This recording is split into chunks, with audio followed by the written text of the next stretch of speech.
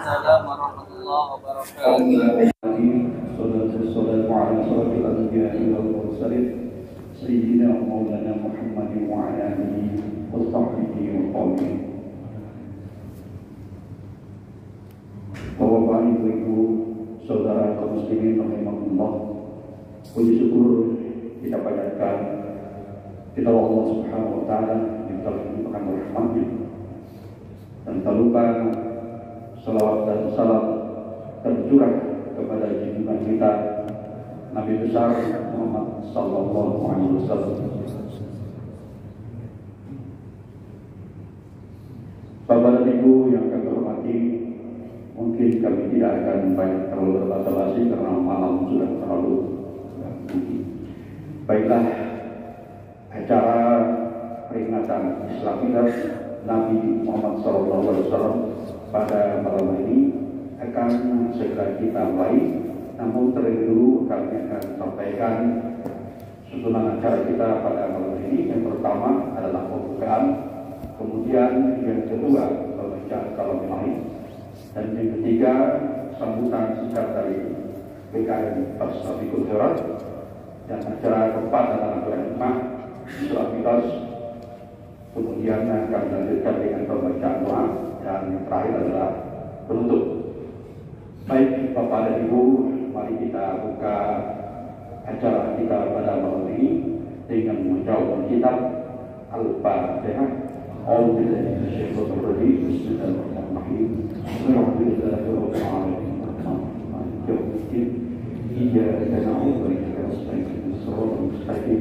Shiratal ladzina an'amta 'alaihim ghairil maghdubi 'alaihim waladdallin. Selanjutnya kita dengarkan pembacaan kalam ilahi yang akan disampaikan oleh Ustaz Badrudin. Kepada Ustaz Badrudin dengan hormat kami persilakan. Assalamualaikum warahmatullahi wabarakatuh.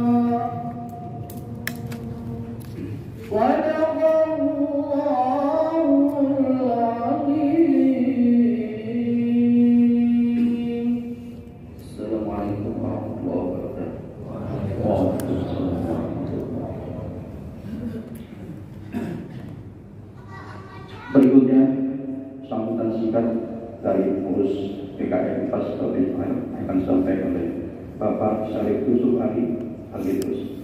Kepada Bapak Syarif Yusuf Ali Agirus, dengan hormat kami persilakan.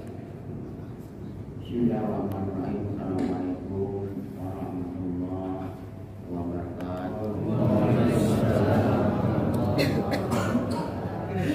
Alhamdulillah rabbil alamin wassalatu wassalamu ala asyrafil anbiya'i wal mursalin sayyidina Muhammadin wa ala alihi wa sahbihi ajma'in.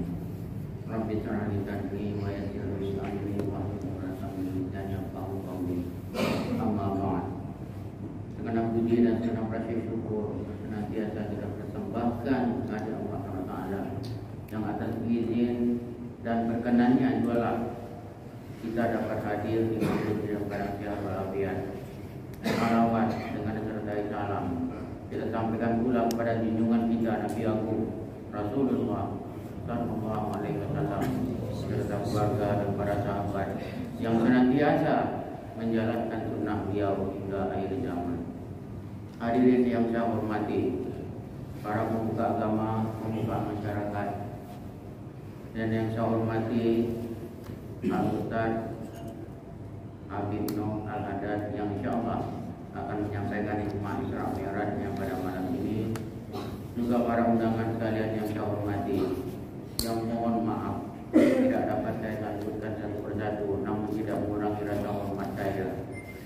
Selamat datang di majelis yang penuh berkah ini. Mudah-mudahan kita semua yang hadir mendapatkan rahmat dan keridhaan dari Allah Taala dan syafaat dari baginda Rasulullah Muhammad sallallahu alaihi wasallam. Selanjutnya ucapan terima kasih disampaikan kepada PABI dan seksi perlengkapan masjid ini serta yang telah berupaya semaksimal mungkin untuk mensukseskan acara kita pada malam ini. Juga para donatur serta ibu-ibu yang ikut terlibat dalam mensukseskan pelaksanaan dari perayaan Isra Mi'raj yang kita adakan malam ini. Dan permohonan maaf andai kata ada hal-hal yang tidak berkenan. Selanjutnya dengan hormat kami mohonkan kepada Ustaz Habib Noh Al-Haddad untuk dapat menyampaikan uraian Isra Mi'raj. Demikian sambutan super singkat ini saya sampaikan dan terima kasih atas segala perhatian dan mohon maaf atas segala kekurangan. Billahi taufiq wal hidayah. Assalamualaikum warahmatullahi wabarakatuh. Bismillahirrahmanirrahim. Assalamualaikum warahmatullahi wabarakatuh. Waalaikumsalam warahmatullahi wabarakatuh. Karena sambutannya singkat, dan ceramahnya pun pasti singkat.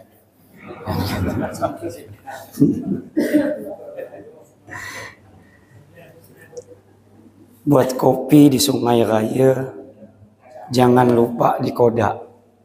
Apalah hendak dikata.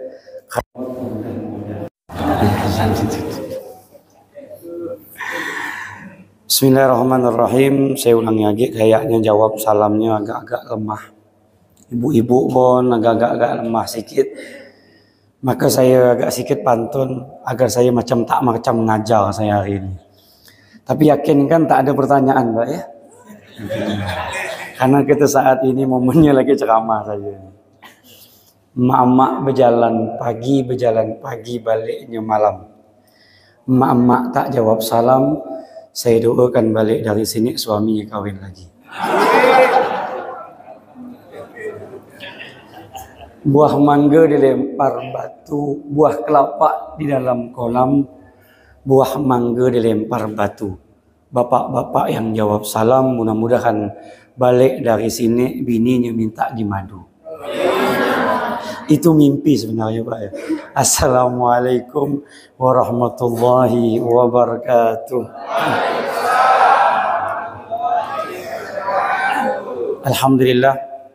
Alhamdulillahilladzi hadana bi'abdihi al-mukhtari man da'ana ilahi bil izni wa qad nadana labbaika ya Rasulullah ya man dallana wa hadana. Allahumma fasalli wa sallim ala sayyidina Muhammadin wa ala alihi wa sahbihi ajma'in. Qala Allah Ta'ala fil Qur'anil Azim. Bismillahirrahmanirrahim. Subhanalladzi asra bi 'abdihi lailan minal masjidil haram ila al masjidil aqsa alladzi barakna haulahu linuriyahu min ayatina innahu huwas samiul basir.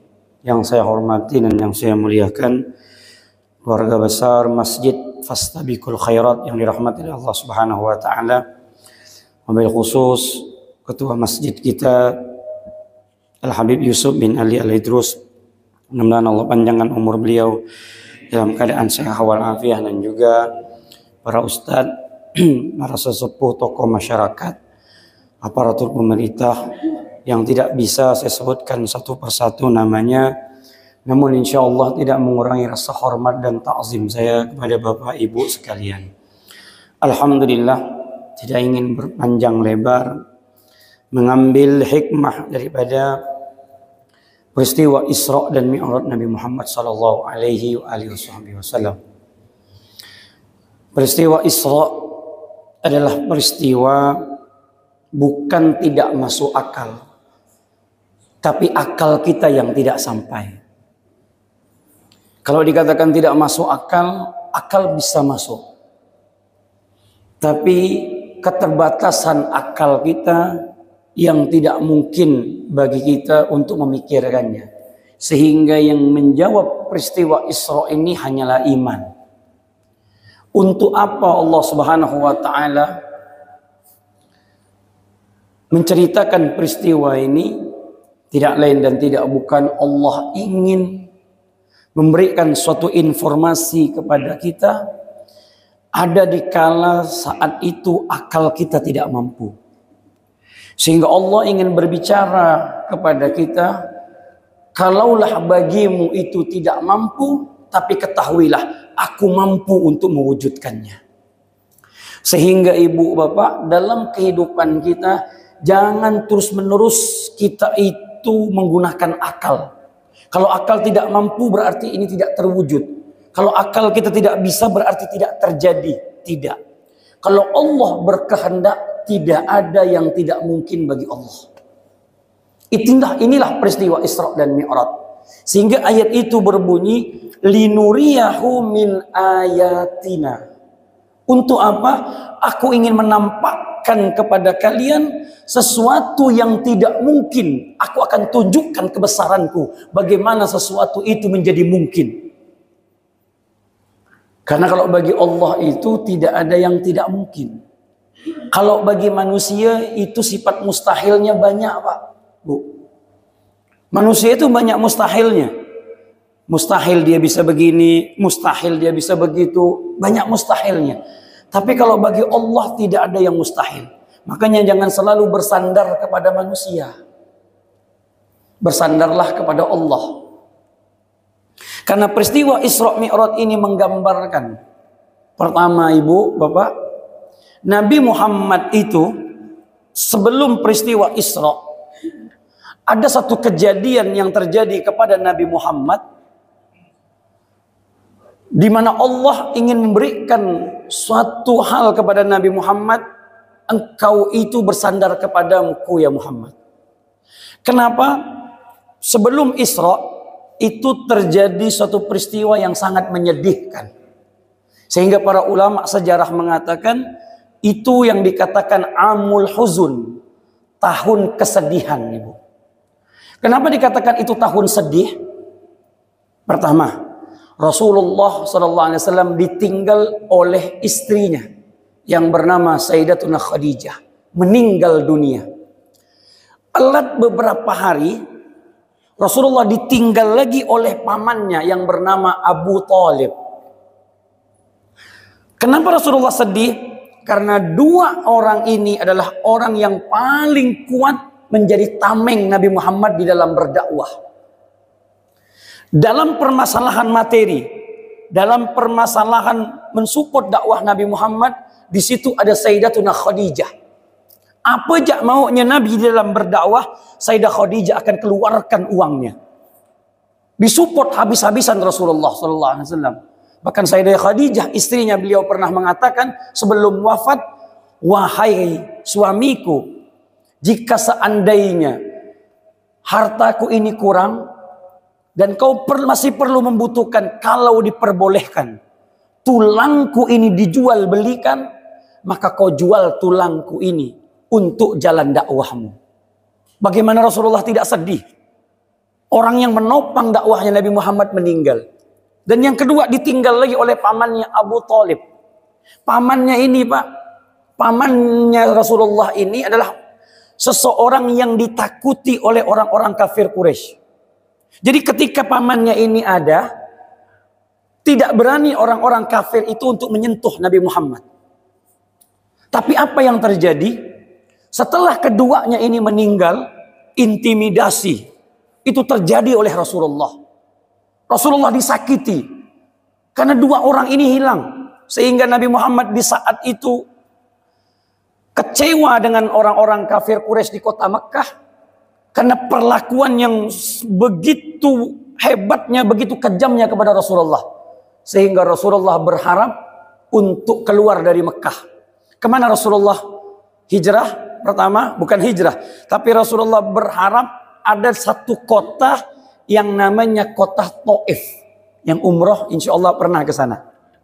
100 kilo dari Mekah. Kan? Kota Taif itu ada namanya Bani Thaqif. Bani Thaqif itu terkenal dengan orang-orang yang bijaksana, orang-orang yang dermawan, orang-orang yang berbaik hati di sana. Nah, harapan Nabi untuk pergi ke sana mudah-mudahan disambut dengan mewah, disambut dengan nyaman. Sehingga Rasulullah pergilah ke kota Taif yang ditemani oleh anak angkat beliau yang bernama Zaid bin Harisah. Pergi, ternyata di sana bukan sambutan, tapi sambitan yang Rasulullah dapati. Rasulullah dilempar, Bapak Ibu. Anak-anak kecil itu ternyata sudah dibariskan, kemudian Rasulullah dilempar batu, kemudian anak-anak itu diajarkan oleh orang sana, dikatakan Muhammad gila, Muhammad gila. Ya Allah, Rasulullah sedih. Dan Rasulullah tidak mampu, akhirnya dilempari sampai Rasulullah berdarah. Dan Zaid pun menjadi tameng Rasulullah, kepala Zaid itu berdarah.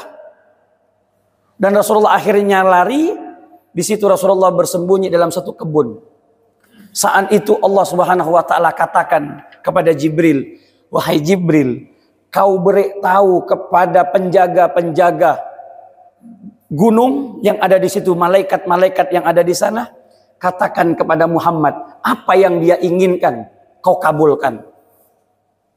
Lalu para malaikat itu mengatakan, ya Rasulullah, ya Muhammad, kami sedih melihatmu.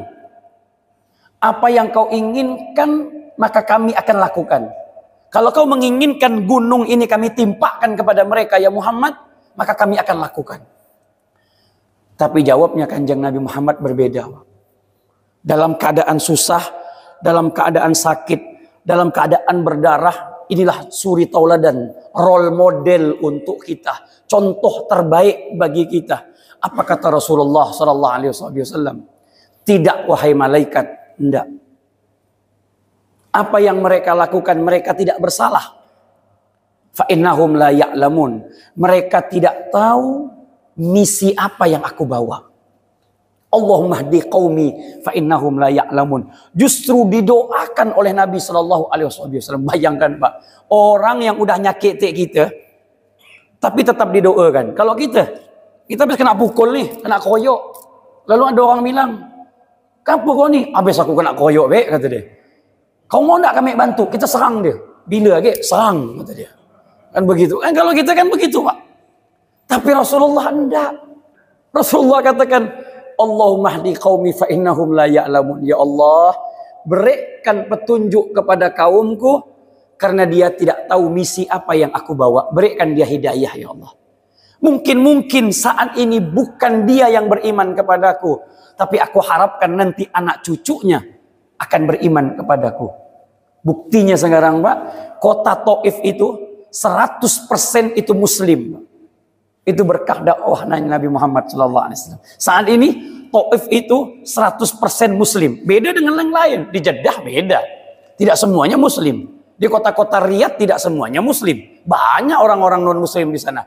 Tapi untuk kota Taif muslim 100%. Seperti Mekah lah. Seperti Haramain. Seperti Mekah dan Madinah.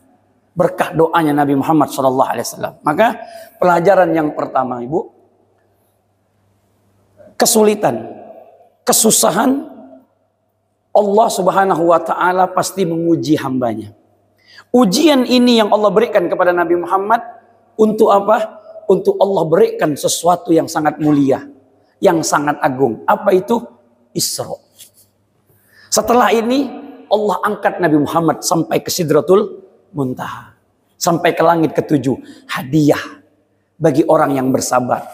Sama Ibu, dalam hidup pun seperti itu. Yang namanya orang sukses pasti susah dulu. Yang namanya orang beriman tidak mudah dia mempertahankan keimanannya. Pasti diuji dan dicoba oleh Allah Subhanahu wa Ta'ala. Jangan katakan kalau kita beriman lalu kita santai-santai begitu untuk menjalankan ibadah. Tidak. Semakin kuat iman seseorang, maka semakin kuat juga cobaannya. Al-Ankabut ayat 2 berbicara. Surah Al-Ankabut mengatakan, jangan sekali-kali kalian menyangka, kalau kalian sudah mengatakan, aku beriman kepada Allah, lalu Allah tidak menguji iman tersebut. Tidak. Allah akan uji iman di situ. Sampai kemana kuatnya iman kita. Kadang-kadang kita nih, hujan ya sedikit, gerimis, mulai goyang. Ke masjid ke tak ada ke masjid ke tak ada ke. Kan begitu. Ya. Diuji sama Allah. Hujan lebat sedikit, kuat nih. Oh, kata dia. Masjid ke tak ada ke masjid ke tak ada ke. Ini kan ujian ini. Seberapa kuat iman seseorang untuk melampaui ujian tersebut. Kalau dia mampu, maka Allah akan berikan keimanan yang lebih kuat lagi. Tapi kalau tidak mampu, selesai. Dan Rasulullah SAW sukses, mampu menggetarkan arasnya Allah Subhanahu wa Ta'ala dengan doanya, sehingga Allah Subhanahu wa Ta'ala memanggil Nabi Muhammad SAW dengan peristiwa Isra dan Mi'raj. Nah, kita masuk kepada tema Isra dan Mi'raj ini.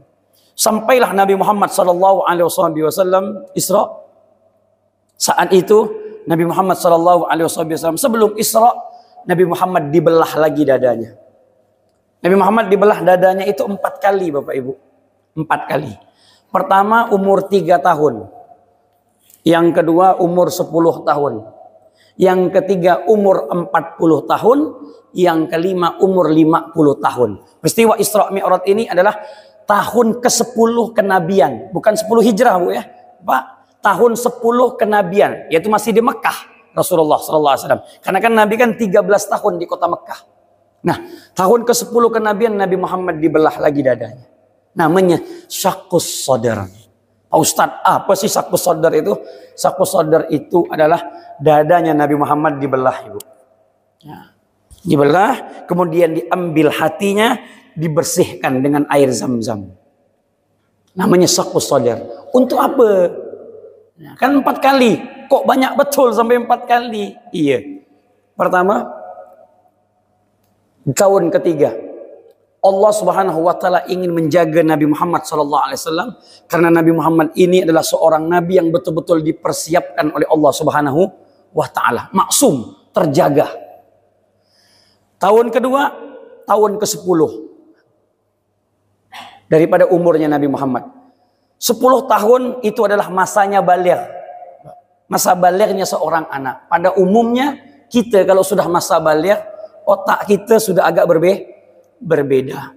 Setan pun sudah mulai masuk, sudah bisa mengerti mana yang haram, mana yang halal, mana yang ini, mana yang itu. Kan baligh, Pak. Orang udah baligh ini udah berbeda. Dan Rasulullah Allah ingin jaga. Apa yang terjadi pada kita masa baligh itu tidak terjadi sama Nabi Muhammad. Karena Nabi Muhammad setan tidak pernah bisa mengusiknya. Makanya hatinya Nabi Muhammad itu Allah jaga. Umur 40 dibelah lagi dadah Nabi Muhammad. Untuk apa? Karena Allah ingin menurunkan Al-Quran. Sehingga hati Nabi Muhammad itu bersih, Al-Quran itu diturunkan. Makanya kalau kita baca Al-Quran itu bisa membersihkan hati. Jadi kalau penyakit-penyakit hati seperti iri, dengki, sombong, apa semuanya, baca Al-Quran. Syifa'un lima fis sudur. Al-Quran itu penyembuh, pengobat apa yang ada dalam hati kita. Hati kita gundah gulana, buka Al-Quran.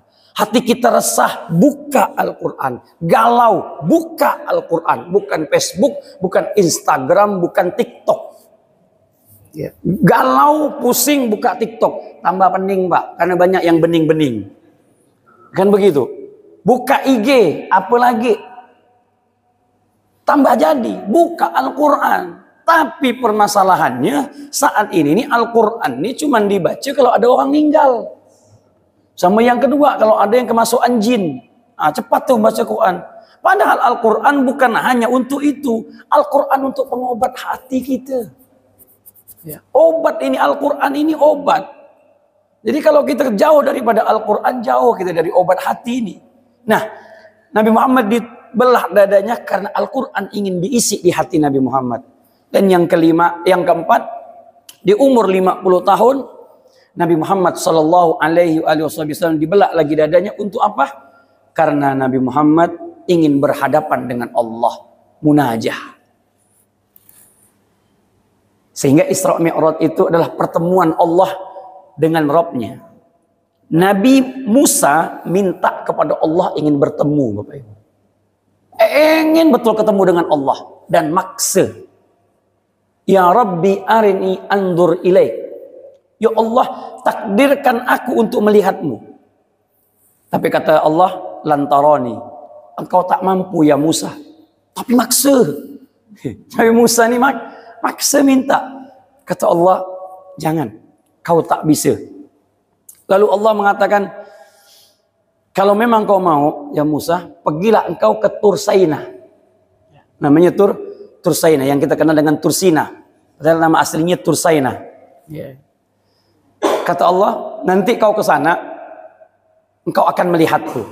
Apa yang terjadi? Nabi Musa di sana, sampailah Nabi Musa ke Tursaina. Lalu Nabi Musa diperintahkan oleh Allah, ikhla' na'laika.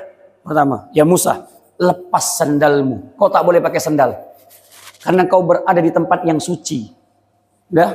Falamma tajalla rabbahu lil jabali ja'alahu dakka wa kharra Musa sa'iqa. Belum Allah menampakkan dirinya, wujudnya, Nabi Musa sudah tidak mampu dan jatuh pingsan.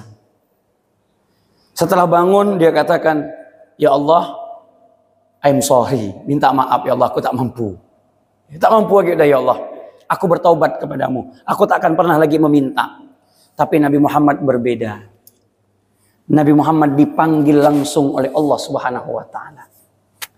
Nabi Muhammad nabi pilihan, Pak.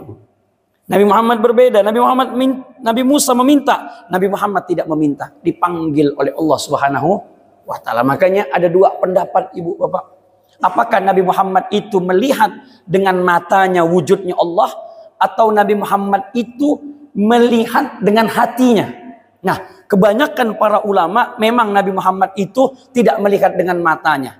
Karena mata kita terbatas. Sesuai dengan surah An-Najm, Allah firmankan, "Ma kadzabal fuadu ma ra'a." Apa yang dipandang oleh hati Nabi Muhammad itu tidak bohong. Nabi Muhammad melihat. Sepakat para ulama mengatakan dengan hatinya. Bi'ainil basirah, dengan mata hati. Tapi Abdullah bin Abbas mengatakan tidak. Nabi Muhammad memandang dengan matanya sendiri. Karena Allah mengizinkannya. Seperti nanti kita diizinkan oleh Allah. Kalau berada di dalam surga, kita akan melihat wujudnya Allah. Kita akan melihat karena Allah yang mengizinkan. Sama dengan Nabi Muhammad. Allah yang mengizinkan Nabi Muhammad SAW untuk melihat wujudnya. Jadi dua pendapat ini terserah. Mau yang mana pun boleh. Intinya Nabi Muhammad SAW diperjalankan oleh Allah. Poin pertama, dengan roh dan jasadnya. Ada yang mengatakan Nabi Muhammad itu Isra dengan roh. Kalau Isra dengan roh tidak istimewa. Karena kita sering mimpi Bapak Ibu. Roh kita jalan kemana-mana. Tapi jasad kita ada di tempat tidur. Apa istimewanya? Nggak ada istimewa. Kan begitu. Sehingga Allah Subhanahu wa taala mengisrakan Nabi Muhammad, memperjalankan Nabi Muhammad dengan ayat yang berbunyi Subhanalladzi asra bi abdihi. Abdun itu artinya adalah roh dan jasad. Barulah dia bisa dikatakan abdun. Kalau dia hanya roh tidak istimewa, apalagi cuma jasad. Masa iya jasad berjalan roh tada? Itu gentayangan nama. Begitu. Ya, pocong nanti namanya. Nah, Nabi Muhammad mutlak roh ala roh wal jasad. Abdun. Jadi berjalannya Nabi Muhammad macam kita gini, Pak. Nyata yaqozotan. Secara seperti kita gini. Berjalan Nabi Muhammad, singkat cerita, Nabi Muhammad berjalan dikawankan oleh malaikat Jibril alaihissalam dengan menggunakan buraq.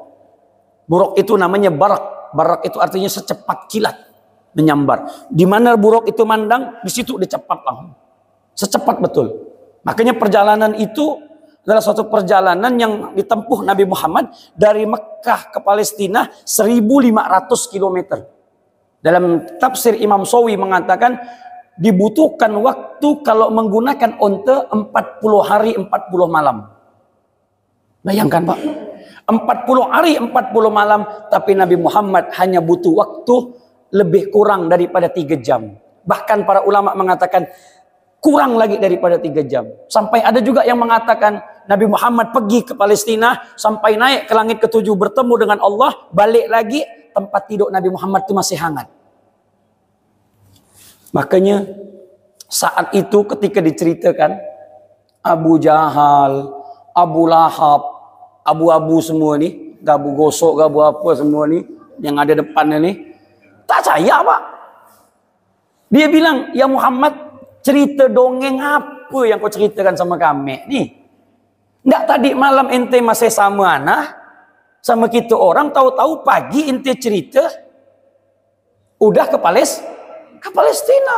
Lalu cerita lagi naik ke langit. Tak percaya. Gini aja lah kata Abu Jahal bilang Pak. Maka digelar dengan Abu Jahal Pak. Abu itu artinya bapak, Jahlun itu artinya bodoh. Jadi bapak yang paling bodoh bala ya Abu Jahal namanya. Jadi kalau ada orang namanya Abu Jahal, itu namanya bapak paling bodoh bala.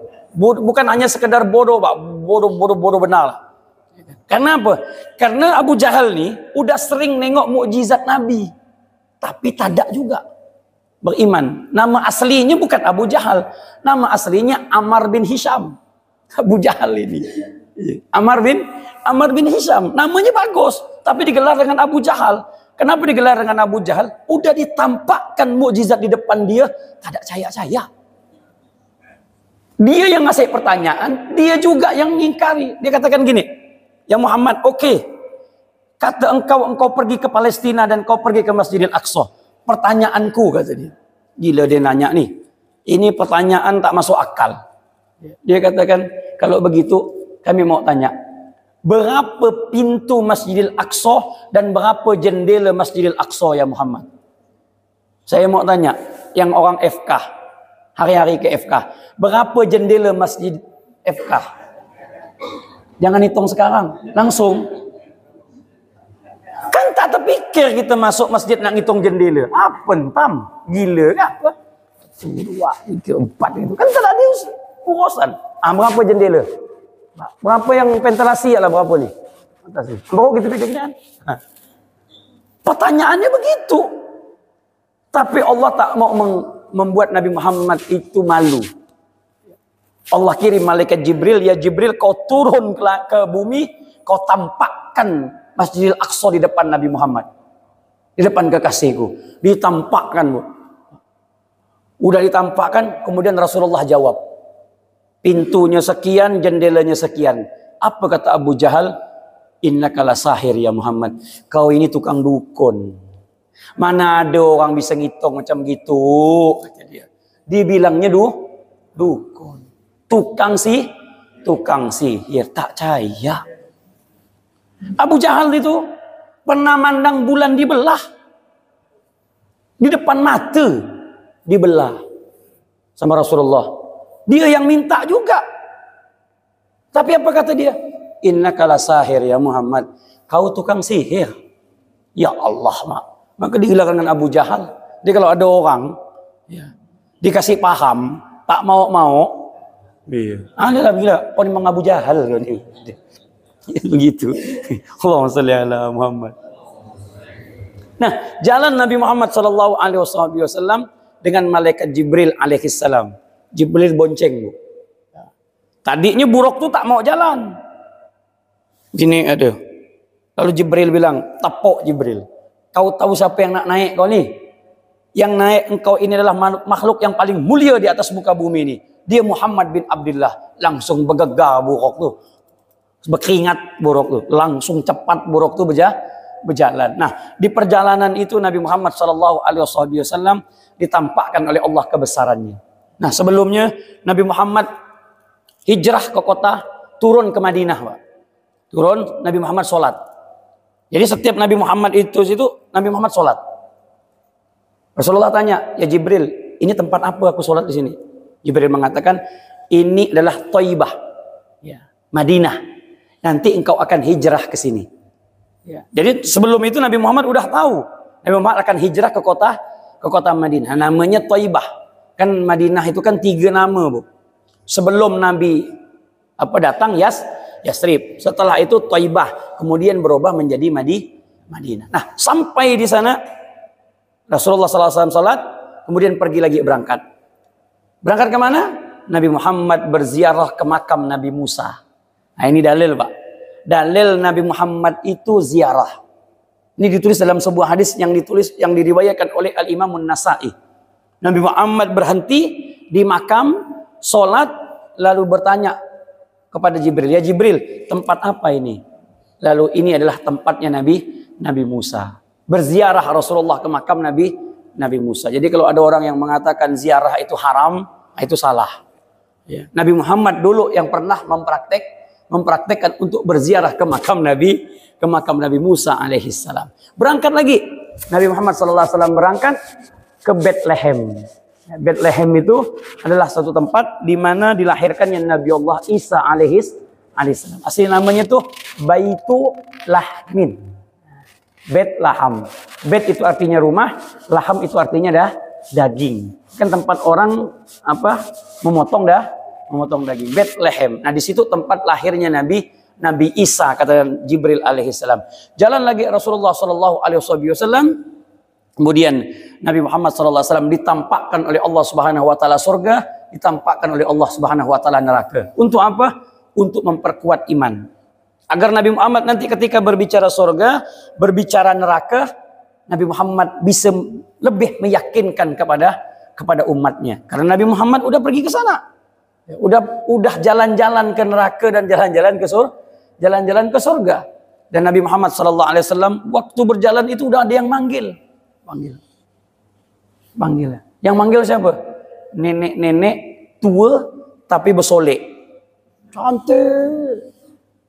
Nabi Muhammad bingung. Tak ada toleh sama Nabi Muhammad. Diam. Tapi terpandang. Tanya Jibril. Ya Jibril, siapa itu? Siapa? Kata Jibril alaihissalam, untung kau tak noleh ya Muhammad. Ngapa? Itu adalah gambaran dunia. Itu adalah gambaran dunia. Kenapa ya Jibril? Dunia itu semakin tua, semakin cantik. Tengok Pak Bu sekarang. Dunia itu semakin tua, semakin indah. Yang tak terpikirkan oleh kita pun ada sekarang. Gedung setinggi-tingginya. Dalam gedung itu ada ini, ada itu. Pokoknya dunia ini semakin berhias. Jadi di antara tanda-tanda kiamat, ya memang begitu. Masjid semakin cantik-cantik. Yang sana cantik, yang sini cantik, yang sana cantik. Itu tanda kiamat. Dalam kitab Asyratus Sa'ah diceritakan. Dulu kan masjid kan biasa-biasa. Tapi sekarang masjid, Masya Allah, mewah-mewah. Nah kemewahan masjid itu jangan salah. Tanda-tanda kiamat. Sudah dekat. Nah, kata Jibril alaihissalam, untung kau tak mandang ya Muhammad. Kalau kau mandang, pasti umatmu akan terbius dengan dunia. Masya Allah. Tak mandang ya banyak lari ke dunia. Apa gek mandang. Allahu Akbar. Jalan Nabi Muhammad SAW. Di sinilah ayat yang berbunyi, linuriyahu min ayatina. Aku ingin tunjukkan kebesaran-kebesaranku. Apa itu? Nabi Muhammad berjalan ke surga dan Nabi Muhammad berjalan ke neraka. Nabi Muhammad masuk ke neraka, Bu. Jalan. Sebelum masuk ke neraka, penjaganya malaikat Malik. Malaikat Malik ini terkenal tak pernah senyum. Sampai Nabi Muhammad mau masuk pun tak senyum. Jibril bilang, Malik, kau tahu tak siapa yang nak masuk ni? Ini Muhammad. Muhammad mana? Muhammad bin Abdullah Rasulullah. Baru dia senyum. Sekali itulah dia senyum. Sekali itulah. Jadi kalau di sini ada yang tak senyum-senyum, mungkin dia sepupunya malaikat Malik. Kau agak marah-marah benar, Pak? Iya. Tanya, ngapa waktu tak pernah senyum ya? Tak tahulah. Aku selamat di komplek ni. 10 tahun aku tinggal di komplek ni. Tak pernah dia senyum-senyum. Nah mungkin dia sepupu atau nak kemanaan masih jadi. Masom tu. Macam mana tak masam Pak malaikat Malik tu? Hari-hari. Nengok api terus. Kita kalau di depan api tak sedang tak? Kan begitu. Dan malaikat Malik ni udah tahu dah. Misal ada orang tak sembahyang. Dalam hadis Nabi itu kan begini. Satu solat kalau kita tak ada sembahyang, maka nama kita tu udah ada di pintu neraka. Satu solat. Dalam kitab yang ditulis oleh Imam Zaidi Dahlan, Arba' Rosail mengatakan satu solat maka namanya akan ditulis di api neraka. Fulan bin Fulan. Satu. Kalau seharinya 5. Kalau setahun 365 kali 5. Itu setahun. Kalau 10 tahun tak sembahyang, mati pula dia. Mati. Ini malaikat Malik tidak perlu kenalan. Pas saya datang dia ni, putra jangan kau kata dia. Kau masuk cepat-cepat. Ngapa? Aku dah kenal siapa kau dah. Dari mana pula kau kenal malaikat? Kau tengok nama kau bertepek di pintu ni kata dia. Nama kau selonggok-longgok nama kau ya ni kata dia. Sebelum kau datangnya aku dah tinting mang kau ni kata dia. Nak kejamkan kau ni kata dia. Kau ni lah kata dia. Jadi satu nama tu dah ada di depan tu Pak. 1, 2, 3, 4, 5. Macam mana kalau 20 tahun tak sembahyang? Pertanyaan kita, macam mana besar pintu api neraka tu ya? Begitu. Allahu Akbar. Nah, Nabi Muhammad masuk jalan. Disitulah dipandangnya banyak gambaran-gambaran Bapak Ibu. Apa itu? Pertama, Nabi Muhammad mandang orang aneh-aneh di neraka ni. Pertama, Rasulullah SAW terkejut. Ada nih orang perut orang tu besar macam rumah. Kalbait. Melembung perut tu. Kata Nabi Muhammad, ya Jibril, ini dosa apa ya Jibril? Perut macam besar macam gini. Lalu Jibril katakan, ini adalah gambaran daripada umatmu di dunianya banyak makan duit riba. Inilah perut besar macam rumah kata nanti. Ya Allah maksud. Jalan lagi Rasulullah. Dia tengok lagi. Ada kakek-kakek dah tua. Tak mampu kakek ni. Manggol kayu bakar. Lalu tersayok-sayoklah kakek ni. Ditawarkan lagi sama orang. Kek mau ke ini? Mau kata dia. Ada lagi orang nawarkan. Mau lagi. Satu ikat dia tak mampu ngangkut. Nak 2 ikat, nak 3 ikat pula. Nabi Muhammad bingung lagi. Jibril, kenapa dia berani ngambil benda tu kalau dia tak mampu? Lalu Jibril mengatakan, ya Muhammad, itu adalah gambaran daripada umatmu. Amanah yang satu belum mampu dia kerjakan, dikasih amanah yang kedua, dia katakan iya. Rakos. Kalau bahasa sekarang ini, bini sebutik tak mampu ngurus, macam ya nak ngomong bini 2 merampot itu nama. Bini 1 yang nak leteran bini 1 pala udah medam. Betul Pak? Iya, jangan bohong. Kan begitu. Bapak di sini boleh jago, tapi kalau di rumah saya tak yakin Bapak jago. Iya. Polisi pun begitu, enggak? Boleh dia bintang 1, tapi kalau dia di rumah dia ada bintang 2. Siapa bintang 2-nya? Bini. Tetap tak mampu kalah dia. Jangankanlah sekelas kita, sekelas Fir'aunnya tu tertunduk sama bini ya. Fir'aun tu kurang apa? Saking kejamnya Fir'aun dalam kitab Syiar A'lamin Nubala. Fir'aun itu kan paling takut kalau ada bayi laki-laki lahir. Dia paling seram karena udah digambarkan sama dukun-dukun itu yang bakal ngambil kerajaan engkau ini ya Fir'aun adalah anak laki-laki di zamanmu. Dia yang akan merebut. Jadi semua anak laki-laki itu dibunuh. Jadi di zaman itu kalau ada perempuan hamil, 2 algojo, kalau udah ingin melahirkan, 2 algojo diutus sama Fir'aun. Kalau lahir dia laki-laki, cincang. Siapapun yang lahir laki-laki di zaman itu cincang. Tapi kehendak Allah beda. Tengok kehendak Allah. Saya takut sama bini ya Fir'aun ni. Iya. Dapat pula Siti Asia tadi itu kan. Bininya Fir'aun kan. Apa yang dia dapat? Nabi Musa. Bayi ini laki. Enggak akan dia bilang. Kalau ada bayi laki-laki, bunuh. Bini pula nak ngangkat anak Nabi Musa ni. Lawa anak ni. Diangkat. Tapi Fir'aun sebenarnya pirasat dia itu udah tak betul dah. Dibilang pas dia gendong nih, Nabi Musa ini suka mainkan jenggotnya ditarik-tarik. Kata Fir'aun bilang, budak kecil tapi agak beda nih kata dia. Jangan-jangan inilah kata yang bakal bunuh aku nih. Kan? Pirasat udah ada. Tapi kata bini bilang, jangan. Aku sayang sama dia. Kalau kau bunuh dia, sama gak kau bunuh aku kata dia. Luntur. Keluk bahasa orang Pontianak bilang. Udahlah kalau gitu uruslah anak ni kata dia. Kalau begitu tapi tak bisa kata dia. Aku masih ragu sama anak ni. Siapa bah dia ni? Makanya Fir'aun itu saking ragunya. Kalau memang betul-betul dia ni tak ada nyusahkan aku kata Fir'aun bilang. Aku mau tes dia. Karena lain ini beda ni budak ni kata dia. Diambil lah bara api sama korma kan.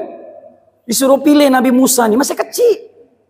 Nabi Musa akhirnya tangannya bergerak ke korma. Kan pintar Nabi ni bu. Mana pula nak ngambil bara api pula. Tapi Allah bilang kepada Jibril, ya Jibril, kau tepis tangan Musa. Tepis. Akhirnya ngambil bara api. Bara api itu dimakan.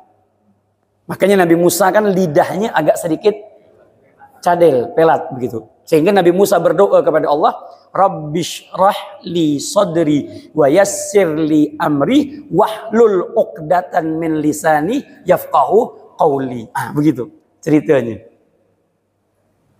Kata Fir'aun, "Dahlah, kau urus lah." Betul. Makanya jangan lagak, Pak. Ya, janganlah gara-gara sama bini kalah lah. Ya. Ada orang minta air sama saya, beb, minta air beb. Tolong baca-bacakan jampi-jampi. Dia bilang, untuk apa? Kata saya. Untuk anak ente sakit ke? Bukan. Untuk bini ente nak melahirkan ke apa? Bukan.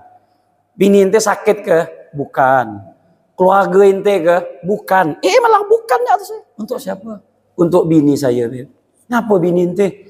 Malah beleter terus. Beb. Dia minta ayat sama saya. Saya buka lah ayat itu. Dalam hati saya, ibu. Dalam hati saya ini. Ya Allah. Kalau memang ayat ini manjur dan makbul, ya Allah. Dudi bini kau kasih. Bini aku dulu aku kasih. Dia kira bini dia ya. Kali tidak beleter. Dia kira ustaz ini aman-aman ya. Jangan kira pak. Iya, berat. Balik malam kena tanya. Makanya Pak, kalau saya undangan, paling tidak saya pesan sama panitia, tolong bingkisan walau sikit pun harus ada. Bukan apa, nanti kalau bini saya nanya, dari mana bang? Ceramah. Lama agak ceramah. Nah, mulai dia ragu, mana buktinya? Nih. Nah, makanya tolong nggak buatkan kopi kata saya. Nah, makanlah sama-sama. Makanya kalau panitia saya tak ada ngasih saya bingkisan, saya ragu nanti tuh, tolonglah, fitnah buat saya Pak. Saya sih tak perlu. Saya tak perlu Pak, bukan saya benar, saya tak perlu. Saya tak perlu. Oh, Pak Be pandai ya tuh, bisa beli sana. Udah tutup, bukan apa. Kalau gitu, pandai-pandai lah Bu. Macam gini, ini kan macam mana saya nak makan. Ini kan akal-akalan panitia ya nih. Tengok. Bila hari saya nak makan, saya agak ceramah. Tahu-tahu dikasih ini. Bilari, ini kan cuman pemanis ya. Bukan apa Pak, minta maaf. Ami Yusuf juga, Pak Ustaz. Takut ibu-ibu di belakang nih mandang nyaman nih bapak-bapak sana. Nyaman nih Habib Noh, Pak Ustaz kata dia. Di depannya ada kue, ada apa. Pertanyaannya, bilari saya makan nih Pak. Enggak antum sama saya sama aja. Panitia ini tahu, diletakkan ke Ustaz, tidak dimakan. Kalau diletakkan ke sana, ada Pak Mar pula, tetap begini. Ini berat ini urusannya nih. Makanya diletakkan ke sini. Nah, tapi panitia ini pintar. Biasanya habis dari sini dibungkus, dibasinya ke Ustaz. Biasanya gitu, biasanya. Tapi tak tahu dah di FK macam mana, kan begitu. Allahumma sholli ala Muhammad.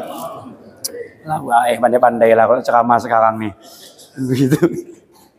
Taib, berjalanlah Nabi Muhammad SAW melihat tadi surga apa neraka tadi. Berjalan lagi Pak Bu. Nabi Muhammad SAW melihat ada laki-laki dikasih 2 piring. Piring itu berisi daging. Daging yang ini wangi, cantik, nyaman. Daging yang ini busuk. Ini daging busuk, bangkai. Disodorkanlah 2 piring tadi kepada laki-laki tadi. Lalu dia ambil yang berbau bangkai. Rasulullah terkejut. Ya Jibril, ngapa dia tak ngambil yang nyaman? Ngapa dia ngambil yang bau? Lalu Jibril mengatakan, ya Rasul, itu adalah gambaran daripada umatmu, seorang laki-laki yang telah menikah, mempunyai istri yang halal, tapi selalu mencari yang haram. Maka Allah akan azab dia dengan memakan daging yang berbau bangkai itu. Itulah makanannya nanti yang akan dia rasakan. Jalan lagi Rasulullah. Rasulullah ditampakkan dengan para wanita-wanita di mana kukunya panjang betul dari tembaga. Dia garuk mukanya sampai habis. Balik lagi, begitu lagi, balik lagi, begitu lagi. Lalu Rasulullah bertanya, ya Jibril, dosa apa yang dia lakukan? Lalu Jibril mengatakan, ya Rasulullah, itu adalah gambaran daripada umatmu di mana suka membicarakan aib orang lain. Duduk-duduk ngomongkan orang. Duduk-duduk ngosip. Duduk-duduk buka aib orang. Nah, nanti dia akan garuk mukanya sendiri. Ibu-ibu sini insya Allah tak ada. Selamat semua. Ibu-ibu sana, Bu. Ibu-ibu di sana. Ibu-ibu sana itu, dia memang tak ada ngomong. Di majelis taklim saya kadang-kadang tertinting tengok di majelis taklim. Ada orang datang, dia tak ada ngomong, cuma begini. Apa gini-gini itu ngapa gitu kan? Mungkin dari pakaiannya ke dari apa kan? Allahu Akbar. Walaupun cuma gini, Bu, tetap kena. Siapa yang pernah melakukan itu? Sayyidah Aisyah, saking cemburunya dengan Sayyidatuna Hafsah. Kan Sayyidatuna Hafsah istri Nabi. Lewat Sayyidah Aisyah bilang sama Rasulullah, "Ya Rasul, innaha jamilah." Hafsah cantik, cuman sayang. Gini ya, agak kecil. Ya. Apa kata Rasulullah? Rasulullah marah. "Ya Aisyah, keluarkan apa yang ada di dalam mulutmu." Apa ya Rasulullah kau muntahkan, kata Rasulullah. Dimuntahkan keluar darah. Kata Rasulullah, itulah yang kau makan tadi. Kau makan daging saudaramu sendiri. Bangkai yang kau makan. Jadi kalau orang suka ngomongkan orang pagi-pagi, dia sarapan bangkai, Bu. Ya. Jadi kalau kita ini duduk-duduk nih pagi-pagi ngomongkan orang, kadang-kadang kita nih payah, Kak. Aku sih tidak ngomongkan dia, kata dia. Tapi tak habis itu ngomongkan dia. Macam mana lah ya, aku ini tidak ngomongkan dia, kata dia, ngomongkan dia. Kan begitu. Jadi kalau bisa ditutup aib orang lain, tutup. Kecuali untuk maslahat. Nah, ada beberapa hal boleh untuk membicarakan aib orang lain, tapi untuk kemaslahatan itu boleh. Di antaranya misal ingin menikah, atau ada orang yang ingin meminang anaknya. Kan kita perlu tahu siapa profil dia nih, atau hakim. Hakim bilang, "Ngapa kau bisa nuduh dia begini dan begitu? Coba kau buktikan." Lalu dia bilang, "Maaf Pak Hakim, saat ini saya tidak bisa membuka aib orang lain." Kena halah penampar lah sama Hakim. Ini. Maka kata saya ke pengadilan, kata Pak Hakim. Macam mana nak jelaskan benda ni? "Maaf Pak Hakim, bukan apa, ini gibah Pak Hakim. Pak Hakim tahu." Bapak ibu pun cerita kat lah bapak. Ceritakan tentang hadis Nabi tadi. Ngamuk Pak Hakimnya. Boleh, tidak apa-apa untuk kebenaran. Nah, Toyib, pendek cerita, jalan lagi Nabi SAW.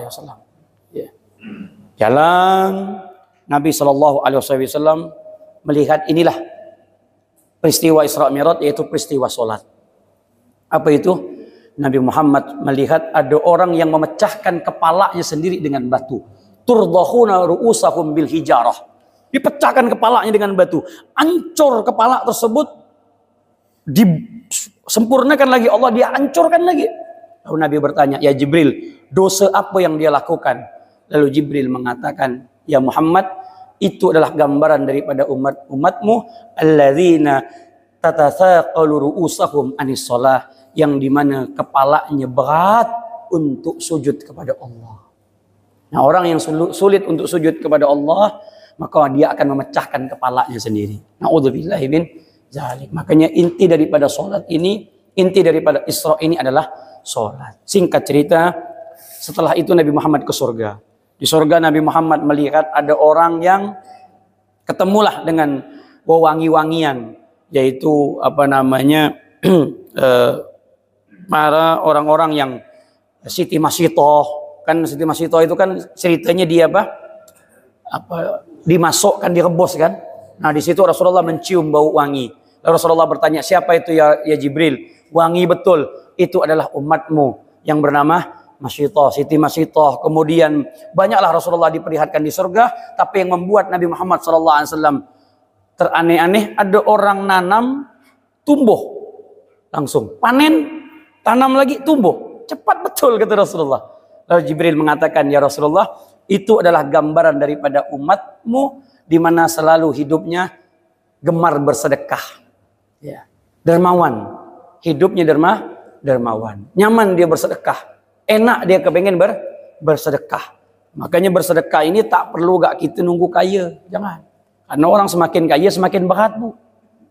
Makanya bersedekahlah maka akan kaya. Saya sering sedekah, tapi kecil dapat kata dia balasannya. Nama gak umpan kecil.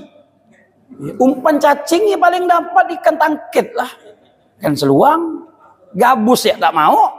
cacing. Mana gabus mau? Gabus itu kalau mau ikan kowan, ikan tangkit, kodok, besar sesuai.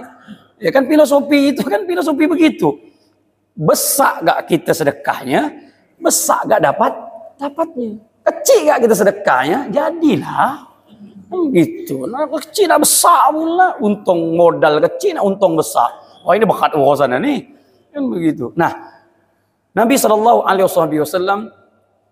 setelah itu Nabi Muhammad SAW sampailah ke Masjidil Aqsa di Palestina.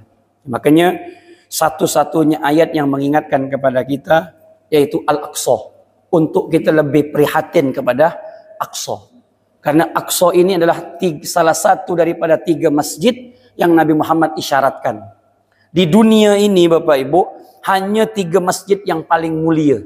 Dan kalau tak berduit, kau usahakan, kata Rasulullah, untuk bisa sampai ke sana. Masjidil Haram, Masjidun Nabawi, dan Masjidil Aqsa. Ketiga masjid ini punya keistimewaan masing-masing. Orang sholat di Masjidil Haram, 2 rakaat di Masjidil Haram itu pahalanya tidak sama sholat 2 rakaat di sini. Dibalas oleh Allah seperti orang yang sholat 100.000 rakaat. Bayangkan. 2 rakaat di Masjid Nabawi itu seperti orang yang sholat 1000 rakaat. 2 rakaat di Masjidil Aqsa itu seperti orang yang sholat 500 rakaat. Hanya 3 masjid yang Allah Subhanahu wa Ta'ala, yang Nabi Muhammad jamin mendapatkan pahala yang besar. Jangan pula bilang barang siapa yang sholat di masjid fastabiqul khairat, 2 rakaatnya seperti apa namanya? Jangan nak ngarang-ngarang. Tak ada. Kan begitu. Ya.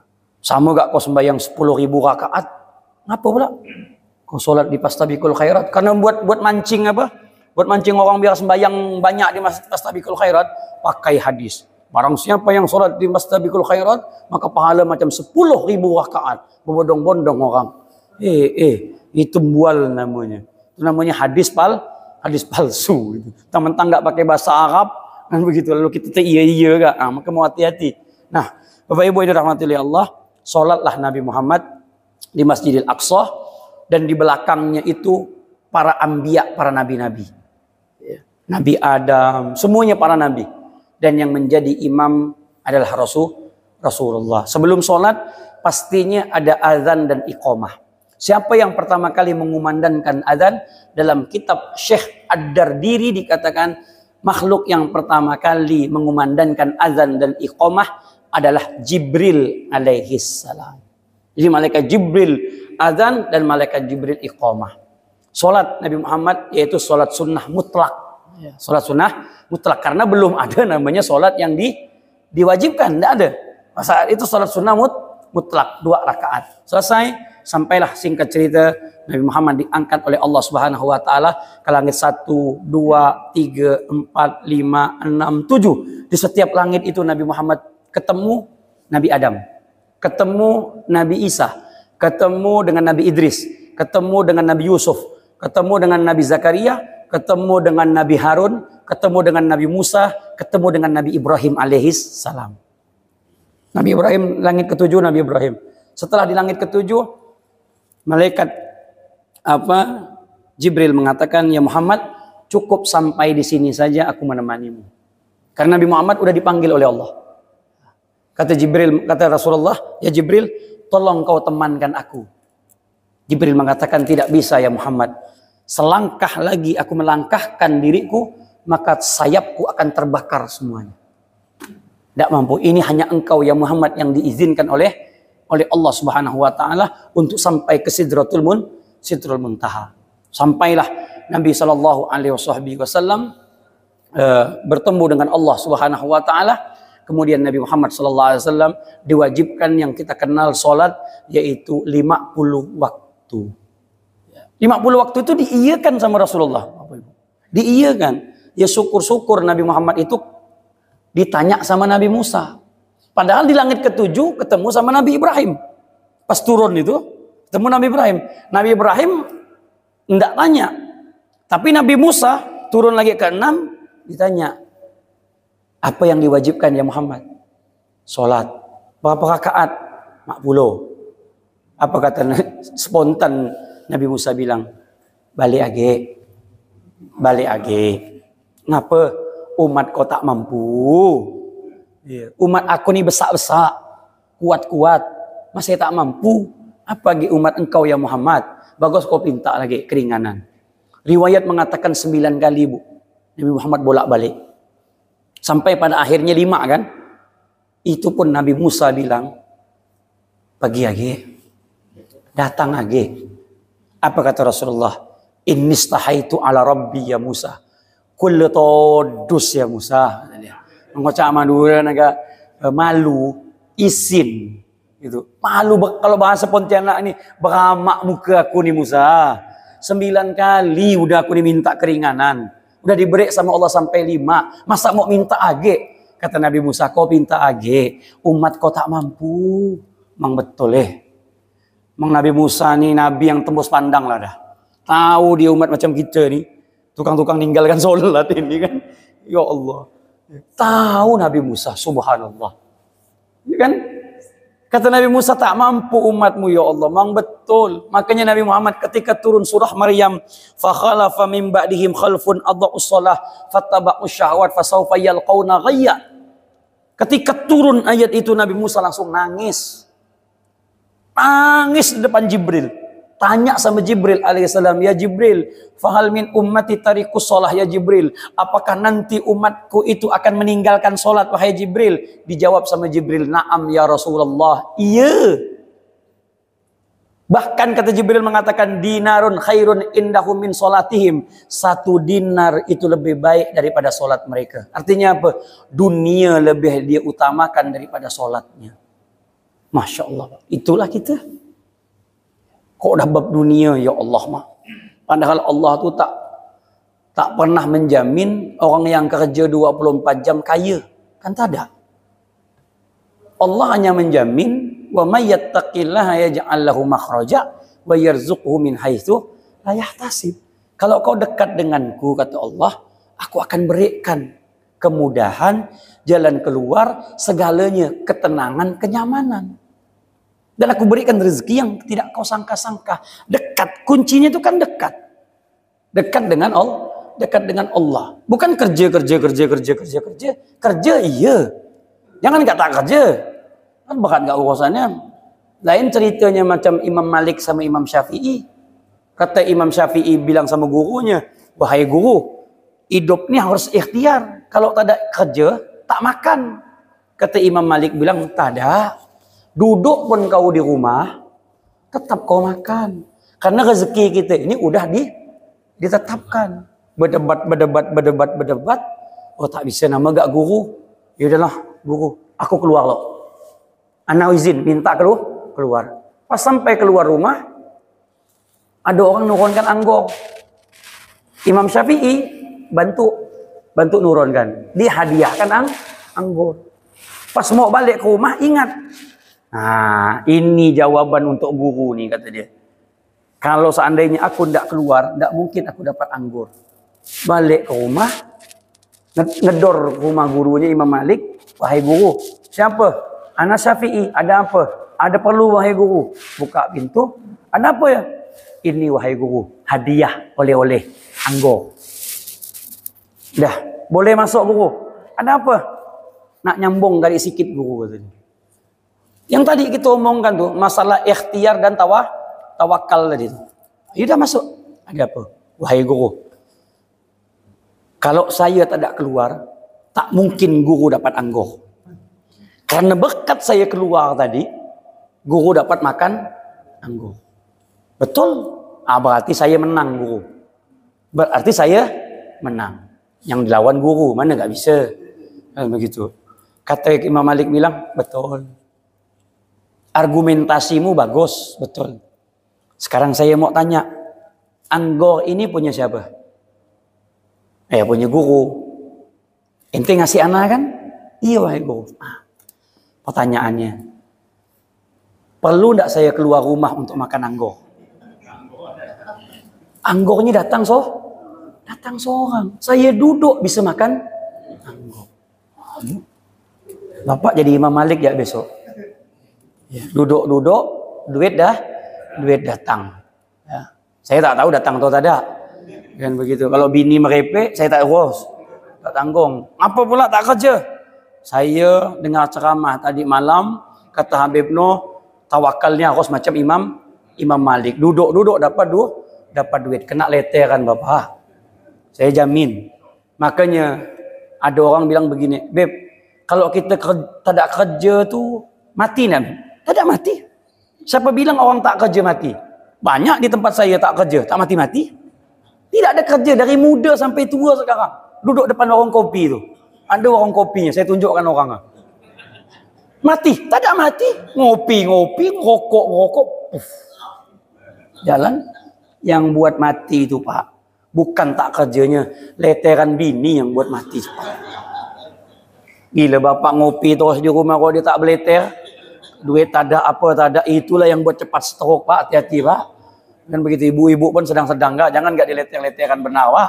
Ibu ya, kan begitu. Nah maka dari itu Nabi SAW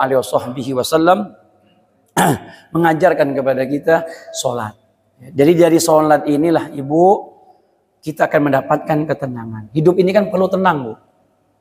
Jangan bilang ada duit tenang. Ya. Jangan bilang semua orang kaya itu tenang. Kata siapa? Ya, medam kepalanya Bu. Medam. Orang kalau punya orang kaya, kalau dia punya utang saja. Kalau utang dia itu mobil sajalah, mobil.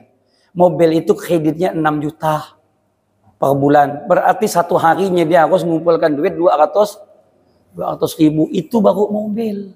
Baru gak dia bangun tidur 200. Tak kerja dia hari ini, besok 400. Coba kalau orang yang tak punya utang. Oh sedap. Alhamdulillahilladzi ahyana ba'da ma amatana wa ilas. Sedap. Tak ada utang. Kan? Tanya sama orang kaya. Banyak utang atau tak ada? Jangan kita tengok dia nyaman. Ya, otak sakit. Kita kan nengok orang kan nyaman. Ya. Kalau kita nengok orang itu kan sekilas Pak Bu.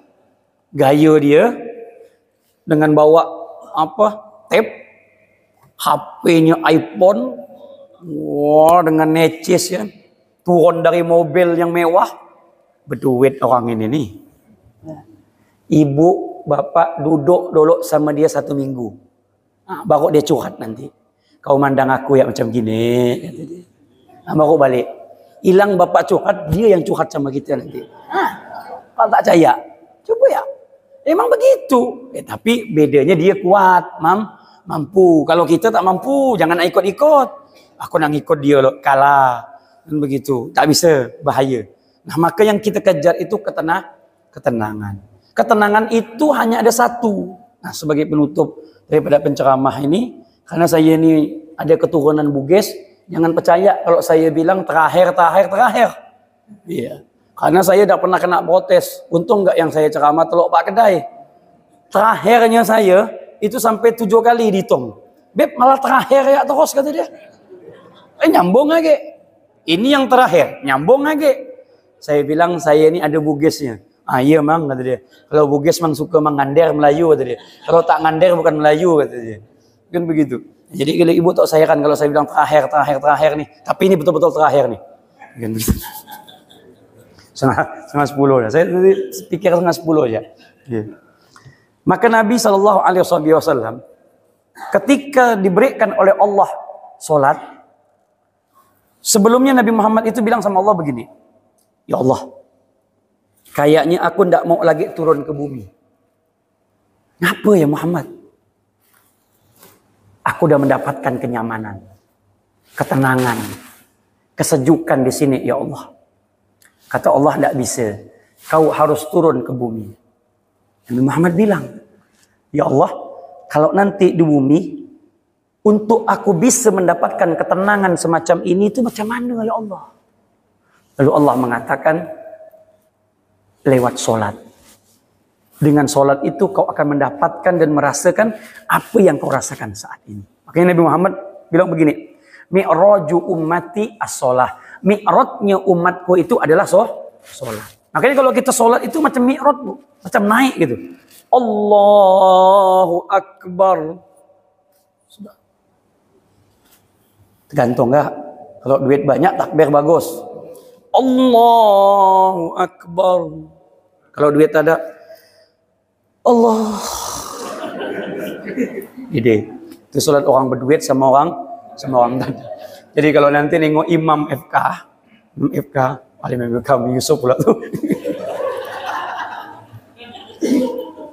Jadi kalau nengok nanti imam, takbirnya, Allah, terangkat pun tak ada, cepat-cepat. Sama yang di sini, cepat-cepat tanya Pak Imam. Oh Pak Imam, tak berduit ke Pak Imam? Tahu ya kau ni, kata dia. Iya mang, tagihan aku hari ini banyak, kata dia. Cepat-cepat. Karena beda mah. Orang kalau sholat duit banyak sedap. Oh, sedap. Tak ada diganggu tuh. Tak ada diganggu. Ada yang Pak Haji sana, tempat saya di Siantan. Bos minyak. Dia kalau jangankan sholat. Dia sekarang kalau pergi kemana-mana. Dia tak pakai HP dah sekarang dah. Tak bawa HP. Kalau dia sholat dia tak mau bawa HP. Tanya, Pak Haji, kenapa tak mau bawa HP Pak Haji? Saya tak mau urusan akhirat saya diganggu sama manusia. Alamak padue kata saya. Dalam hati saya sih begini, iyalah kau nyaman, barang dah ada semua. Yang tak ada nih dalam hati. Tak mungkin enggak saya ngomong begitu kan begitu. Dia tak mau dia urusan pakai dunia ni. Tak mau dia diganggu sama manusia. Tapi paling tadak kita ya begitulah. Paling tadak kita tuh matikan loh. Matikan. Kan ada modus terbang pesawat tuh. Senyap. Sudah. Allah. Tak ada diganggu. Ini pas Allahu Akbar. Dua butir pula HP tuh. Yang sana yang nagih bank, yang sini yang nagih tukang kredit. Macam mana nak khusuk? Ya Allah, siapa lagi ni? Matikan. Kan sedap kalau dimatikan. Tak bisa beb, kalau dimatikan nanti orang nak ngasih saya proyek, tahu-tahu tak jadi. Betul pula. Tengok, Allah mak, ni gara-gara beb no ni, nyuruh matikan ni kata dia kan. Pak, ada apa? Tadi nelponnya Pak ya? Iya, tadi saya sebenarnya mau ngasih intake proyek sebutik kata dia. Kerjaan, karena tadi tidak diangkat, saya dah kasih orang lain. Maaf Pak, saya tadi lagi sholat. Saya kebiasaan kalau sholat berhubungan dengan Allah. Saya tidak mau ada manusia yang mengganggu saya. Mantap. Udahlah kalau gitu 3 untuk kau kata dia. Ini manusia jujur nih kata dia nih. Udah tak jadi 1. 3 buat ente kata. Kan? Hilang jadi 1 3. Rezeki. Kan begitu. Kan Allah yang ngatur. Kan begitu. Ini tak ada ngut. Pakai lagu pula tu lupa dia matikan. Lagu India pula. Muskurani ki wajah tumho. Pak Imam ni suka India. Pak Imam ni dah bergegar dah dia. Dia kan tak bisa matikan. Dia nak matikan pakai cara lepis. Gini-gini kan. Gungunani ki wajah tumho. Pak Imam pun tak keras darah dia pening. Berputar badannya disambung lagu tu. Jia jaina ore piare. Tanggung dah sekalian hancurkan sembahyang kita ni kata dia. Dia tahu dah ditulis di situ tu. HP matikan, HP silentkan. Tak ada hal dia ke. Mau dia ke. Astagfirullahalazim. Ini berat solat kita macam begitu. Nah maka solat itu adalah sebuah ketenangan. Ingat Allahu Akbar, sejuk, dapat semuanya. Apapun yang kita inginkan lewat solat. Pengen derajat yang tinggi, solat tahajud. Pengen rezeki banyak, duha. Duha ni pun saya tengok doa yang paling maksa bu. Solatnya 2 rakaat cepat lagi tu. Tapi dia punya doa, ya Allah mak. Ya Allah, kalau rezekiku di langit turunkan ya Allah. Kalau di bumi keluarkan ya Allah. Kalau jauh dekatkan ya Allah. Kalau tak ada adakan ya Allah. Kalau tersendat lancarkan ya Allah. Gila ini doa ke apa ni? Ditambah lagi doanya ya Allah. Kalau memang rezeki itu ada di tangan orang lain ya Allah. Takdirkan dia datang sama aku, jangan aku datang sama dia ya Allah. Ya mana sholat 2 rakaat adalah cepat, mintanya selonggok-longgok macam gitu. Ya apa tak maksa. Tapi karena kita mintanya sama Allah tak apa-apa. Karena mintanya sama. Tapi kalau sama manusia kena lepok, berdamar muka tu. Gila kerja sikit nak minta gaji besar kau ni kata dia. Kan begitu. Tapi kalau kita minta sama Allah tak jadi masalah. Nah, maka dari itu sebagai penutup terakhir lagi kan saya. Ya, sebagai penutup inti daripada Isra dan Mi'raj Nabi Muhammad SAW adalah solat. Jangan pernah tinggalkan solat dalam kehidupan kita. Sesusah apapun hidup kita, sesulit apapun hidup kita, senyaman apapun hidup kita, sehebat apapun hidup kita, setinggi apapun hidup kita, di posisi apapun kita, jangan pernah tinggalkan solat. Solat inilah akan menjawab segala kebutuhan hidup kita, dunia dan akhirat. Kesulitan, obatnya solat. Kesusahan, obatnya solat. Ingin naik derajat, obatnya solat. Mendapat ketenangan dunia dan akhirat lewat solat. Jangan pernah tinggalkan solat, walaupun solat kita masih dalam keadaan tahap belajar. Walaupun solat kita mungkin masih dalam keadaan belang-belang kambing. Tetap solat, terus paksakan solat. Walaupun masih mengerjakan maksiat, solat. Walaupun masih mabuk, solat. Walaupun masih suka berjudi, solat. Walaupun masih ini dan itu, solat. Saya tak menganjurkan bapak berjudi, tak menganjurkan mabuk, bukan. Tapi dengan solat, insya Allah akan merubah segalanya itu. Karena solat akan merubah dari perbuatan keji dan mungkar. Mudah-mudahan Allah selamatkan kita, dunia dan akhirat kita Allah berikan keselamatan. Mudah-mudahan Isra dan Mi'raj ini memberikan kita motivasi menjadi hamba pertama ahli tauhid. Mantap. Poin yang pertama, tidak ada yang mustahil bagi Allah. Kalau Allah berkehendak, innama amruhu idza arada syai'an ayyaqula lahu kun fayakun. Jadi, maka jadilah. Poin kedua, bersihkan hati kita, karena dengan hati yang bersih insya Allah hidup kita akan selamat. Poin yang ketiga, jangan lupakan solat, karena solat menjawab segala problematika yang kita hadapi. Mudah-mudahan Allah selamatkan kita dunia dan akhirat. Amin. Amin ya rabbal alamin. Mungkin ini yang bisa saya sampaikan, lebih kurangnya mohon maaf. Kalau ada kata-kata saya yang salah, itu datangnya dari saya pribadi.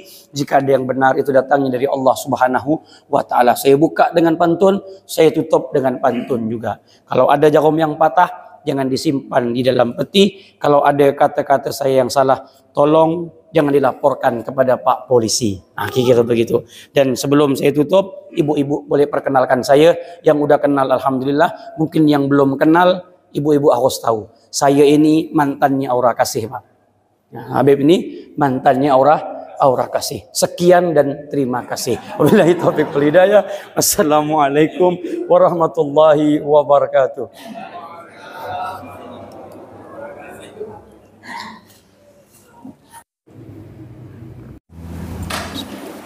Baik, Bapak Ibu muslimin rahimahullah. Demikian tadi surah hikmah Islam kita pada malam ini yang disampaikan oleh Fadil Jafar Al-Halal. Semoga apa yang beliau sampaikan dapat kita ambil pelajarannya. Sebagai penutup untuk acara kita pada malam ini, kami mohon sekali lagi Pak Ustaz untuk itu Pak Ustaz Bismillah.